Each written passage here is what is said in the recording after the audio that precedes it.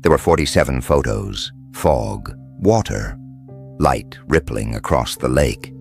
Typical Harper shots, until the last 3. Photo number 45 showed a thin, unnaturally straight line of darker water cutting across the lake like a knife wound.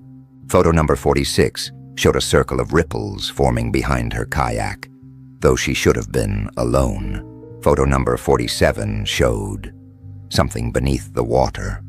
Not clearly, not fully, but the shadow looked wrong, too symmetrical, too smooth, too large. Some believed it was debris. Some believed it was a fish. Some believed it was the reflection of a bird flying overhead. But others, the ones who knew Greywood Lake better, recognized a shape they had only whispered about before.